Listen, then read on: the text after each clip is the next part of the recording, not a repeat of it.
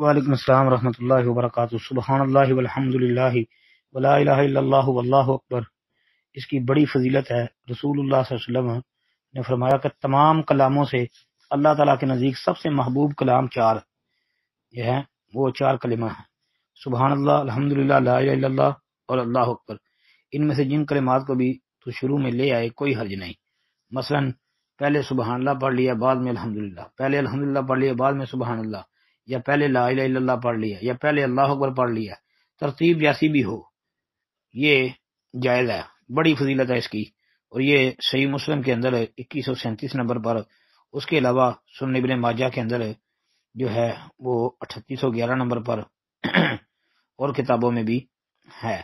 اسی طرح ابو ذر رضی اللہ تعالی عنہ سے مروی حدیث ہے، اس میں بھی ہے یہی کہ میں تمہیں اللہ تعالیٰ کا سب سے محبوب کلام نہ بتاؤں؟ عرض کیا اللہ کے رسول، مجھے اللہ تعالیٰ کے سب سے زیادہ محبوب کلام کے متعلق بتائیں۔ تو نبی علیہ السلام نے فرمایا بلا شک و شبہ اللہ تعالیٰ کا سب سے محبوب کلام ہے سبحان اللہ و بحمدہ۔ تو یہ بھی فضیلت ہے اس کی۔ تو سبحان اللہ والحمد للہ ولا الہ الا اللہ واللہ اکبر، اس کی یہ بھی فضیلت ہے کہ یہ میرے نزدیک ان سب چیزوں سے زیادہ محبوب ہے جن پر سورج طلوع ہوتا ہے۔ جی اتنی فضیلت ہے۔ صحیح مسلم اور ترمذی وغیرہ کی حدیث ہے۔ صحیح مسلم میں 2695، کتاب ذکر و دعا، باب فضل التحلیل و تسبیح و دعا، باقی ترمذی میں دیکھ رہے ہیں۔ جی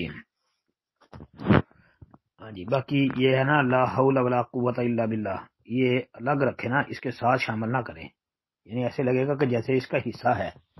یہ سبحان اللہ والحمد للہ ولا الہ الا اللہ واللہ اکبر، یہ چار کلمے تو نبی صلی اللہ علیہ وسلم نے بتائے ہیں، اور ان کی ایک فضیلت مسند احمد کے اندر بھی موجود ہے، صحیح حدیث ہے وہ بھی، اس کے اندر ہے کہ قرآن پاک کے بعد سب سے محبوب کلام یہ ہے سبحان اللہ والحمد للہ ولا الہ الا اللہ واللہ اکبر۔ تو لا حول ولا قوت الا باللہ، اس کی بڑی فضیلت ہے۔ صحیح بخاری وغیرہ کے اندر لا الہ الا اللہ لا حول ولا قوت الا باللہ کنز من کنوز الجنہ، یہ جنت کے خزانوں میں سے ایک خزانہ ہے۔ تو اس کو آپ پڑھیں کثرت سے، بڑا مفید ہے یہ بھی انشاءاللہ۔